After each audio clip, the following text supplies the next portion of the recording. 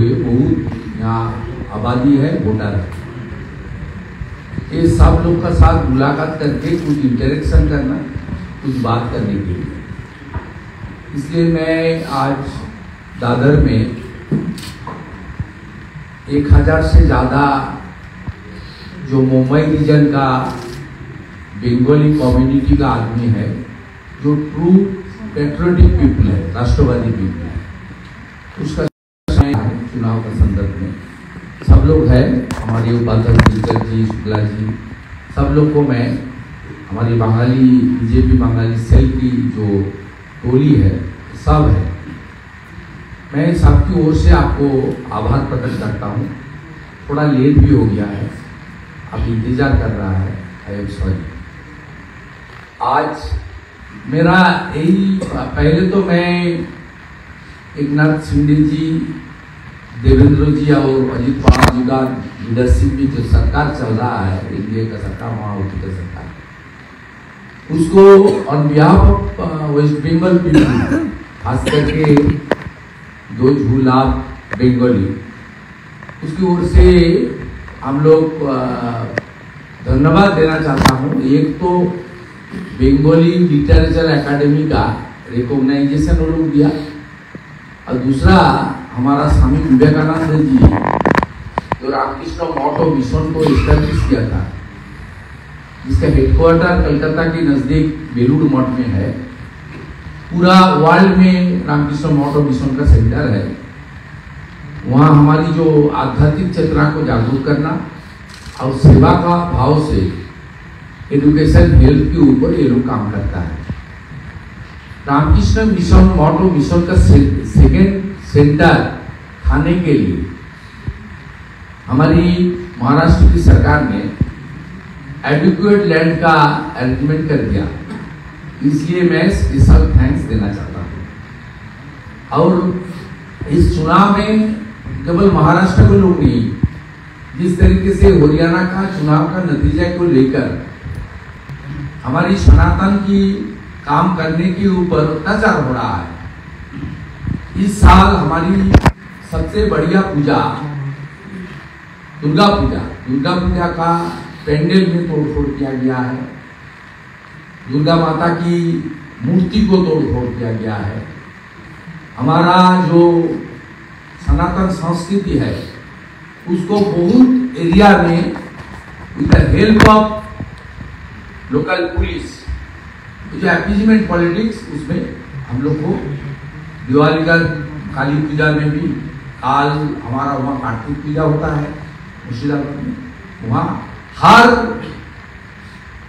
सनातन की त्योहार जो हमारी हिंदू का त्योहार है, उसके ऊपर हमला करना और सनातनी का अपना धर्म पालन करना, जो हमारा संविधान में है, जो संविधान डॉक्टर बाबा साहेब आम्बेडकर ने दिया है, उसके ऊपर अत्याचार हो रहा है। ये अत्याचार हमको याद दिला रहा है औरंगजेब जैसे अत्याचार कर रहा था हमारी भगवान छत्रपति शिवाजी महाराज। उन्होंने जिस तरीके से लड़ाई किया था, बंगाल में हम लोग को इस तरीके से लड़ाई करना पड़ता है। इसलिए बंगाल का जनता का भी वेट है महाराष्ट्र में का चुनाव के लिए। मैं महाराष्ट्र का हर मतदाता को नेता प्रतिपक्ष के नाते, और 2021 का जब बंगाल में चुनाव हुआ था, मैं ममता पार्टी ने मुझे निर्देश दिया था, आपको ही ममता बनर्जी के खिलाफ लड़ना पड़ेगा।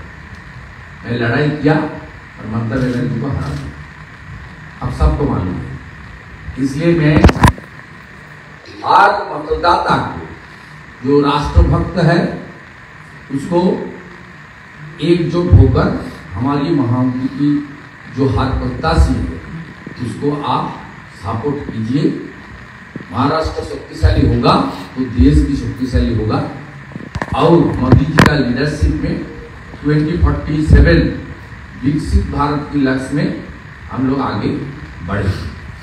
हर क्षेत्र में एक ही आवाज है, हरियाणा का जीत हमारी है, आप महाराष्ट्र का बारी है। इसलिए मैं ये अपील करने के लिए आया है। और दूसरा, मैं एक जानकारी महाराष्ट्र को, आम जनता को दे रहा है, वो उसका आबादी धीरे धीरे बढ़ रहा है। अभी तो जब 1951 में फास्ट सेंसस हुआ, बंगाल में उस खासकर एक समुदाय का आबादी था ओनली 14%, नाउ 32%।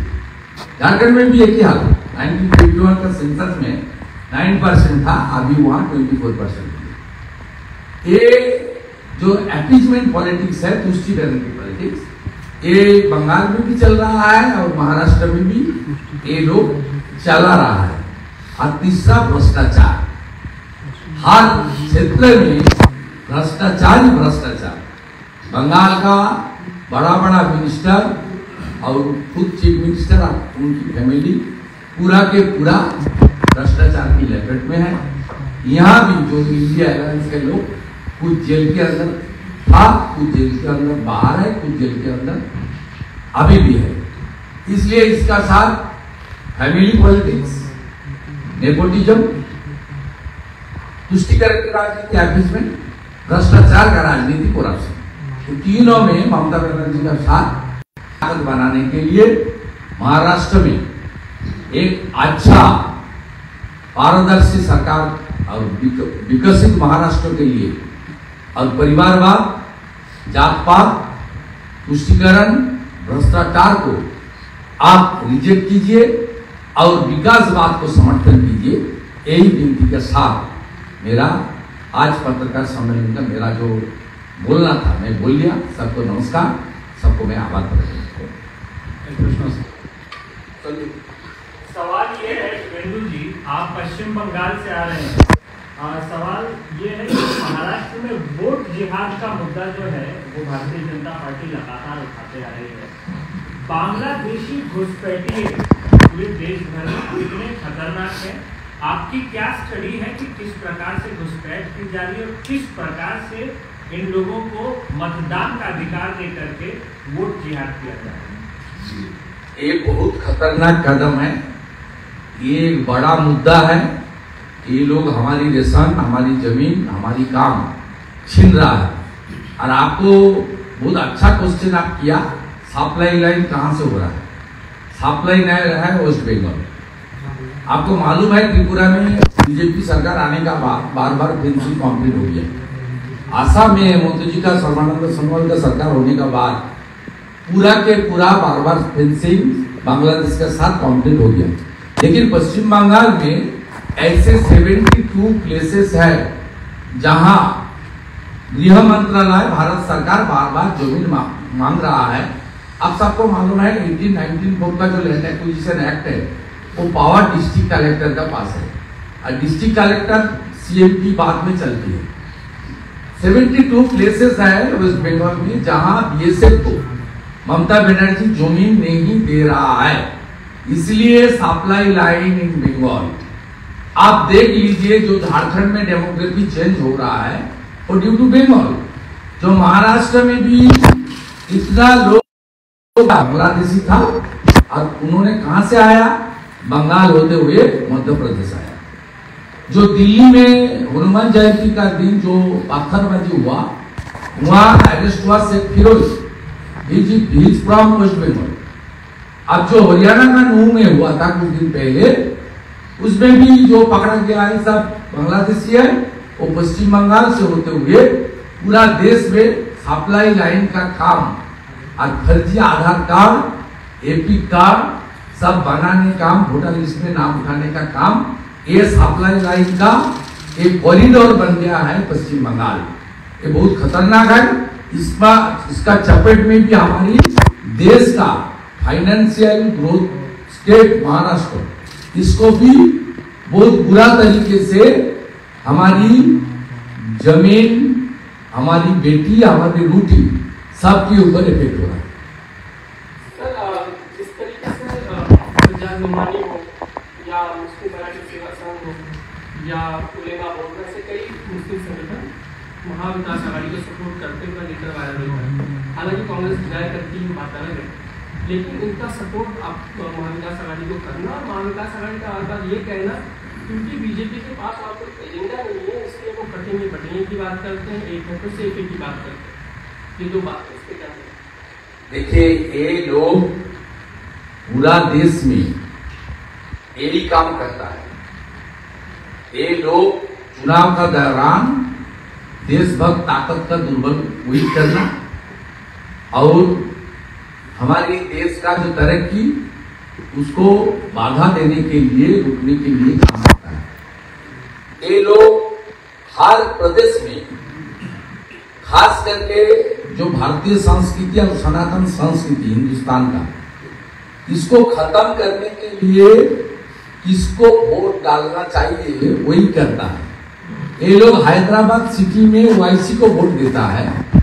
हैदराबाद छोड़ के जब गांव में आप डिस्ट्रिक्ट में जाएगा तब कांग्रेस को वोट करता है। इस तरीके से बंगाल में भी हम लोग ये देखा है। ये लोग मोदी जी, बीजेपी, एनडीए को रोकने के लिए, देश भारत को कमजोर बनाने के लिए एक काम करता है। यहाँ भी यही काम ये लोग कर रहा है। इसलिए ये लोग हमारी कास्ट सेंसस का बात, हमारी बंगाल में जैसे चलता है हिंदी स्पीकिंग, बंगाली स्पीकिंग ममता बनर्जी करती है। प्रधानमंत्री जी को मजबूत बनाने के लिए, हमारी सनातन संस्कृति को अक्षय रखने के लिए, और भारतीय जनता पार्टी मोदी जी का लीडरशिप में विकासवाद के ऊपर काम करता है। आप देख लीजिए, उजाला गैस से लेकर स्वच्छ भारत के अंदर शौचालय निर्माण से लेकर प्रधानमंत्री आवास योजना से 4 करोड़ आवास निर्माण से लेकर, हर घर नल से लेकर, प्रधानमंत्री अन्न सुरक्षा के योजना के अंदर 82 करोड़ भारतीय, वहां कोई भेदभाव नहीं है। कोविड का वैक्सीन से लेकर, हर डिस्ट्रिक्ट में मेडिकल कॉलेज से लेकर, इतना काम जनहित में पीएम किसान सम्मान निधि से लेकर, हमारा इतना scheme DBT, direct benefit transfer हो रहा है। मोदी जी का जो डेवलपमेंट है, जो काम करने का तरीका है, वो विकास के ऊपर है। और ये लोग का काम जो है तुष्टीकरण और भ्रष्टाचार को लेकर काम कर रहा है। ये लोग जिस तरीके से 370 हटाने के लिए जो हमारी बंगाल की धरती से आ रहा है, इसलिए योगी जी का जो स्लोगन, मटेगा तो कटेगा, एक रहेगा तो नेक रहेगा, सेफ रहेगा, हरियाणा से अमल करना जनता स्वीकार कर लिया। मोदी जी का लीडरशिप में महाराष्ट्र की जनता भी देशभक्त ताकत को और मजबूत बनाएगा। 2/3 बहुमत से यहाँ हमारी गठबंधन की सरकार बनेगा।